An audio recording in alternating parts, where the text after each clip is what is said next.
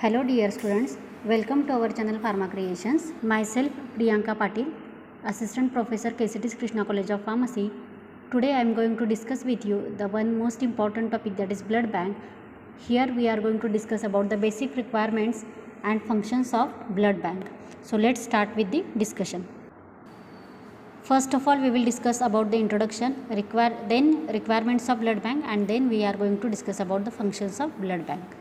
Basically, blood bank is a collection center of a donated blood where it is stored and preserved for later use in blood transfusion.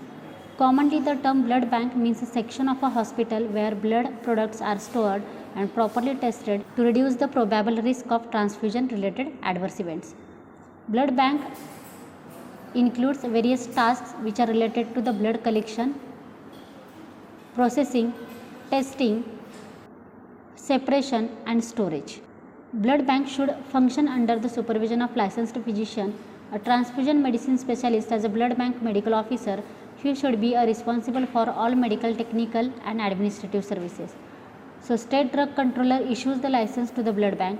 All such blood banks are to be approved by Drug Controller General of India and regulated by Drugs and Cosmetics Act and rules thereunder. Now we will see the blood bank requirements.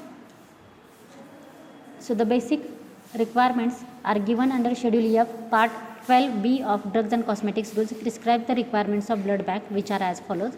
First one is the location and surrounding.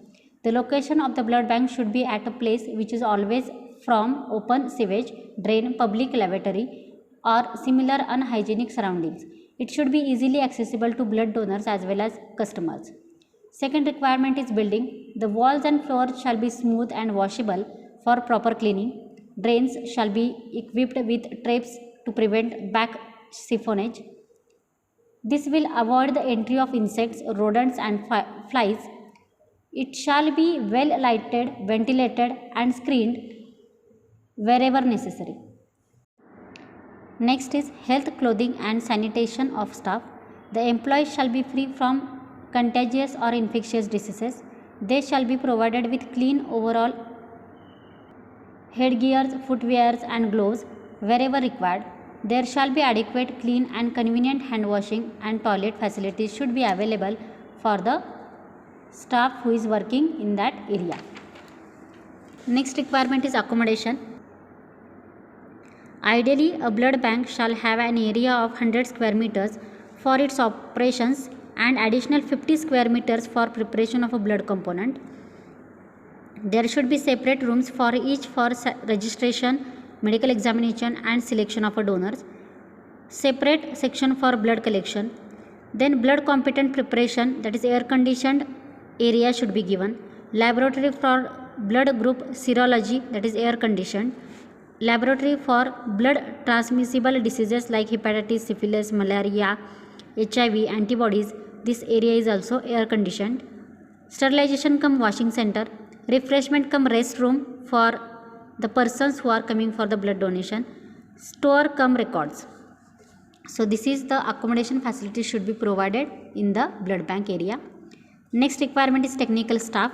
Every blood bank should be provided with the following full-time competent technical staff. First one is medical officer processing the prescribed qualifications as per the Drugs and Cosmetics Act and rules. Required number of qualified and approved blood bank technicians laid down in the Directorate General of Health Services manual. Registered nurses should be there. Qualified and approved technical supervisors should be provided where blood components are manufactured. So these are the technical staff requirement required for blood bank operations. Next is training. The employees involved in the blood banking activities for collection, storage, testing and distribution are adequately trained in the current good manufacturing practices or standard operating procedures. At least 3 days training of doctors and technicians should be carried out in a state or central government approved centers in following areas such as patient identity and grouping, cross matching, compatibility, troubleshooting, issue of blood, transfusion reactions and its management and disposal of blood bags. Next important is facilities. The facilities should be provided by every blood bank includes privacy for thorough examination of individuals to determine their suitability as a donor, collection of blood from donors with minimum risk of contamination. Then storage of blood and blood components pending for completion of tests, provision for quarantine and storage of blood and blood components in a designated location. So these are the various facilities. Also include storage of finished products prior to distribution or issue. Adequate facility should be there for all the procedures relating to the apheresis, packaging, labeling and other finishing operations. Provision for safe disposal of biomedical waste. These are the various facilities that should be required at blood bank. Next requirement is equipment. Equipment used in the collection, processing, testing, storage and sale or distribution of blood and its components shall be maintained in a clean and proper manner. The requirements used by a blood bank should be standardized and calibrated on a regularly scheduled basis. The equipment required are temperature recorder, blood bank refrigerators, different types of centrifuges, deep freezers, hemoglobinometer, refractometer, urinometer, serological rotators, autoclave, blood agitators. These are the various equipment should be required in blood bank. Apart from that, there should be presence of microscope, centrifuge, automated blood typing, blood container, bacteriological incubators, weighing device, BP apparatus, donor chair, etc. These are other equipments required in the blood bank. Next important requirement, that is supplies and reagents. So all the supplies and reagents should be used in the collection, processing, compatibility testing, storage and distribution of blood and blood components shall be stored at proper temperature in a safe and hygienic place in a proper manner. All such supplies intended for transfusion should be sterile, pyrogen free and should not interact with the product to ensure safety, purity, potency or effectiveness of the product. The supplies and reagents having no expiry date should be stored in a manner that the oldest is used first. All the containers and closures for blood or blood components should be clean and free of surface solids and other contaminants. Next requirement is storage and transportation. Blood should be kept in a blood bank refrigerator at 4 to 6 degrees Celsius plus minus 2 degrees Celsius. The temperature of blood should be monitored continuously. The storage section of blood bank should check the condition of blood on receipt from the mother center and during the period of storage. The blood storage center should ensure rapid and safe delivery in emergency cases. If blood shows the turbidity, hemolysis or change in color, it should not be taken on stock for transfusion. The blood should be properly packed into cold boxes surrounded by ice packs during transportation. Ice should be clean and should not come in direct contact with the blood bags. Next is good manufacturing practices or standard operating procedures. Blood bank should observe good manufacturing practices and standard operating procedures in the collection, processing, compatibility testing, storage and sale or distribution of blood or preparation of blood components for transfusion and other further manufacturing purposes. Then records. The blood bank is required to maintain the records such as blood donor records, master record for blood and its components, issue register, records of components supplied, register for diagnostic kits and reagents used. So these are the various requirements of blood bank. Then blood bank functions. There are various functions which are performed by the blood bank. First is compliance with the standards and policies. Blood bank has to ensure the staff and departmental compliance with all regulatory, safety and institutional policies and procedures, as well as to ensure the application of good manufacturing practices, good laboratory practices and good clinical practices. Next function is storage of blood and blood component. Blood and blood component must only be stored in a designated blood storage refrigerators with temperature monitoring charts and alarm system should be there. Next important function is response to urgent request for blood components. Blood bank is required to give immediate response to the request of customer for blood and blood components after consulting with the blood bank staff. A full cross match will take approximately 40 to 45 minutes from receiving the patient sample and request. In every urgent cases, the time can be reduced to 20 minutes. Then blood sampling and clerical checking is there. After receiving the sample in the blood bank, it is the responsibility of the respective blood bank staff member to confirm that the information on the label and the transfusion request is identical.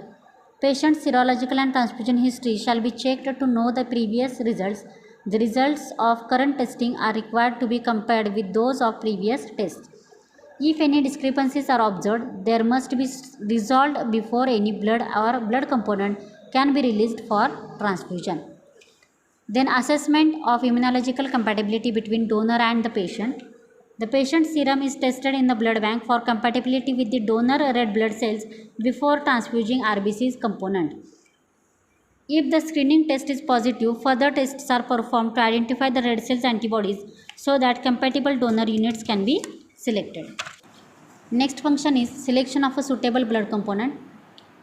The blood bank will use the test results together with the information provided on the request form to select and label the correct blood component for the patient.